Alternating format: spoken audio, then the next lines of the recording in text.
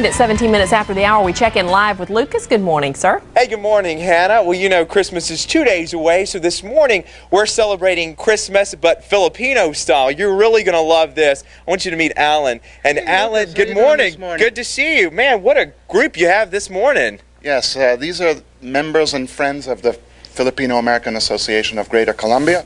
And Christmas is a big holiday for Filipino Americans and Filipinos. So we have a sample of what we will show you of Filipino Christmas, including some food, some Christmas decor, and a couple of dance pieces from our cultural dance troupe. That's so interesting. Well, tell me a little bit about your relationship with this organization. I was born in the Philippines and lived there after college and moved to South Carolina in '97 and found out about the association soon after. So. Well, that's good. I understand we're going to see some fancy footwork, some dances, some traditional dances. We will see a pandango sa ilaw, which is a dance of women seated over here with candles on their heads, Lucas.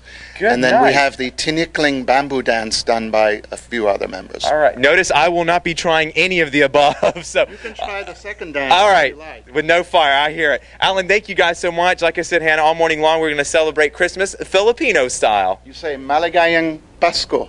What is that? It means Merry Christmas in Tagalog. What he said. Lucas, you have to say it. Maligayang. Maligayang. Pasko. Pasko. Hannah? All right. Let's work on that for the next time. Yeah. Okay? All right. Thank you, Lucas.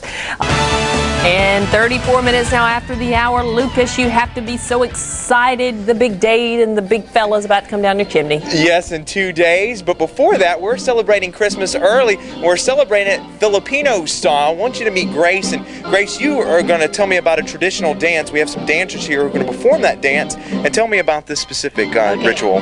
This dance, they call it pandango sa ilaw in our language, and in English they call it candle dance. The candle dance. Yeah, they got to balance themselves while they're dancing it. But don't do it at your home because it's dangerous. You need to really need a practice. But this is one of our famous dance. All right, well, let's watch. Okay.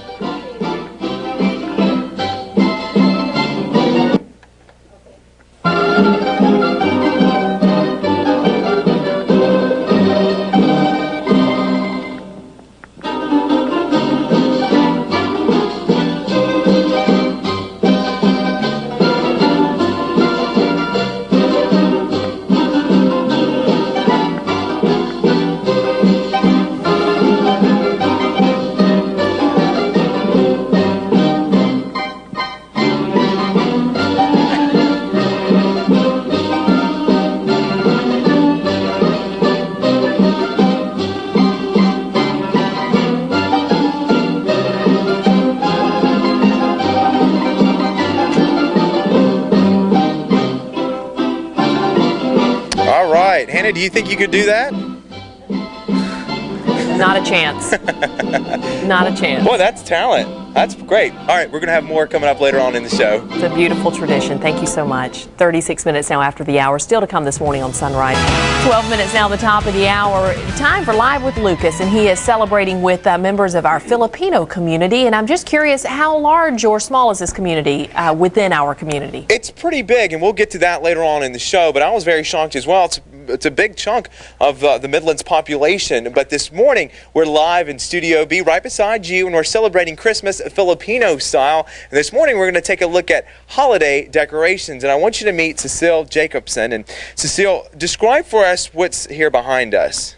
Oh, we call this parol in Filipino, and in English, well, Christmas lanterns. And they come in different sizes and different materials they are made out of. Okay. And also, for this one, it's made out of a capiche shell. What is that? It's a kind of a seashell. Oh. Now this one's yours, right? Yes. Now what does the star represent? I know all these have like a star in them at some sort. Okay, the parol represents the guiding light as those three wise men trying to find the location of the Messiah. So, meaning if you have this in your household, then you have the Christianity stuff. Now, does this go inside the house or outside of the house? You can put it inside your house, or most people, they put it outside, like at the door or right outside your window. They're very beautiful. Well, thank you so much for bringing them and sharing them with us. We appreciate it. All right, Hannah, back to you. It's pretty interesting. Lucas, the pastor of your church just called and asked, what do you mean? What's the star represent? I know, but some folks might. Good question. Good question. We're here to educate this morning. All right. 5:49 now this morning. More sunrises on the way. And Lucas McFadden over in Studio B. Good morning, Lucas. Hey, good morning, Hannah. Well, Christmas is 2 days away, but this morning we're getting a head start on the holiday, and we're celebrating Christmas Filipino style. And the next 4 minutes, we're going to take a look at some popular food dishes. All right, some beautiful traditions there. Thank you, Lucas. All right, we need to check in live with Lucas this morning. He didn't have to travel far to bring us this morning's live report. Hey, good morning, Hannah. All right, stay with me. Bear with me here. I'm going to try to say something to you, okay? Magandang umaga po. That means good morning in the Philippines. And Polly, I take it by the laughs. Was I correct or was I wrong? Magandang umaga po sa inyong lahat. Good morning. All right, the official ruling right here. Well, good morning, Polly. You are here to share with us some popular food dishes around the holiday time. Yes. Let's first start with this. We're going to kind of do things backwards. We're going to have dessert first and then the main course. So let's start with this right here. Kuchinta made of rice flour and eat it with coconut, grated coconut. All right. And this next thing? Cassava cake. It's like sweet potato, and then grated. Then cook it with coconut milk. Oh, okay. And last but not least, this is pretty cool. This is rice cake. It is wrapped with banana leaves. All right. And so I'm going to take a bite of this. Yeah, try it. Oh, it's cold. I mean, it's good. Yes. Well, try this too. It's kind of chewy. Yeah, it's good. A little bit. Well, that's good. Let me try this one as well. Well, the fork is right there. Yeah, let me get a fork. I was not raised in a barn, so. All right. And this is again was what? Cassava cake. That is nice. That's really good. That tastes You just will like like sweet that. potato pie. Yes. That's really good. All right. Well, thank you so much for sharing these desserts with us. We appreciate it. And Hannah, coming up later on in the morning, I'll explain to you what this is. You definitely want to stick around for that. Hey, Lucas, bring me some of that pasaba pie, the sweet potato. I sure will. All right, thanks so This is much. good. We'll check. 19 minutes now after the hour. Lucas, Dottie's going to get a bone. What about your puppy dog? What's his name? Ranger. Ranger. And he gets a stocking and he gets some doggy treats and a nice milk bone. Very nice. Well, good morning, Hannah. We're live in Studio B, just right beside you. And this morning we're celebrating Christmas, but Filipino style. And we want to share with you another traditional dance. This is Alan to describe what's taking place here behind us. Magandang umaga, Lucas. Behind me very quickly is one of the most popular native dances or folk dances in the Philippines called the Tinikling, as done by some of our youth members, including AJ, who is the president of the Filipino-American Association of USC. You can see the bamboo poles on the ground, the dancers acting like a tinikling bird weave their feet in between the poles as the poles rhythmically pulse back and forth. All right, let's stand back and watch.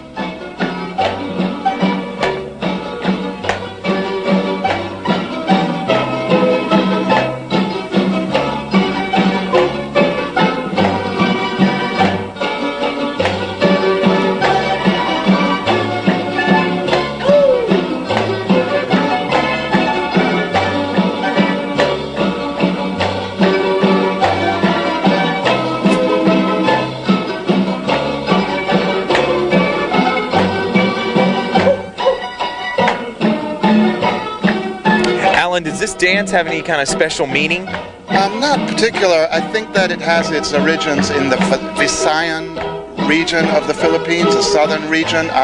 Essentially, farmers who were passing the time imitated the dance of birds in rice fields. They have these long legs, and it's simply an imitation and interpretation. It's really a very popular piece because dance troops in the U.S. who are bringing out the Filipiniana, it seems to be just a very popular piece that people seem to know. Yeah, it's very hypnotizing to watch. Congratulations, that's great. All right, that is great. Thank you so much. All right, Hannah, back to you. All right. Beautiful dance. Thank you, Lucas. 6:21 now this morning. Ken has a good morning, Lucas. Hey, good morning, Hannah. We'll get your appetite ready because we're going to have chicken in 4 minutes, and it's Filipino style. I'll explain coming up. All right. Getting your breakfast this morning. Plus, we check in with time for Live with Lucas, and all morning he's been spending time with members from our Filipino community. And Lucas, I'm sorry to say, and I need to learn more, that I didn't know that there was such a large contingent here in the Midlands. We were just talking about that a few minutes ago. This is very interesting. You know, we all have our way of celebrating the holidays, our own traditions and everything, and it's great to learn how other folks celebrate the holiday season. We're actually going to learn right now how they celebrate it with food, which is a common denominator for no matter what culture you're from. And this is Tony. Now, Tony, we're looking right here. This is a chicken. Right. Describe for us, but it's not the KFC kind. What kind are we looking at? It's stuffed chicken. It's offshot from a Spanish recipe because this Philippines was under the Spanish influence. It's a chicken. You debone the whole chicken except the leg bone and the wing bone, and you stuff it with beef, cheese, raw egg, olives and onions, and then you bake it. And after it's baked, you cover it with a sweet dough bread, and you bake it again to have that nice brown glow. So you wrap the chicken in this bread? Yes, and you bake it again before serving. And those are eggs and what, Vienna sausages? Vienna sausage and hard-boiled egg. Wow. So when you slice it, there's no more bones. You could use a bread knife, slice it that way, and then you could serve it with the eggs and the Vienna sausage. Well, I never thought that those would go together, but hey, it's something new all the time. And here it is right here, so I'm actually going to taste it. So will you hold the microphone for a second? Okay. Now you can eat this cold, correct? Yes, it's cold. All right, here we go. It's pretty good. Thank you. It's very good. Thank you. Has a little bit of not a spicy taste, but it has a little kick to it. Yes, it does. Because of soy sauce and ketchup. Okay. And the relish, sweet relish. Great. Well, we will put this recipe actually on our website. So if you want to cook it for your family this holiday season, just go to our website at wistv.com and click on Live with Lucas. Hannah, back to you. All right. They don't make those in Fort Lawn, do they? No, they don't. All right. What an interesting culture. Thank you so much. We want to check in live with Lucas this morning. He's telling us about the culture and traditions of celebrating Christmas in the Philippines. Hey, good morning, Hannah. That's right. We're celebrating Christmas Filipino style, and we're also sharing with you a popular dance. I want you to take a look at it right here. And Alan, describe for us what we're looking at.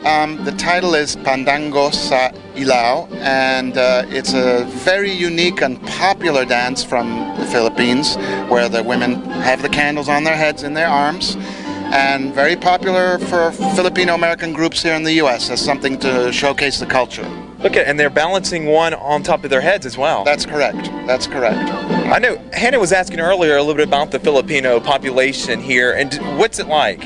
I'd say within the state it's several thousand, and then in the Colombia area you would have several hundred families. Yeah, so we're spread out. The Filipino-American community is spread out throughout the world, throughout the U.S. And in fact, Lucas, before we were going to end this segment with the dancers, Polly, if you could come up here.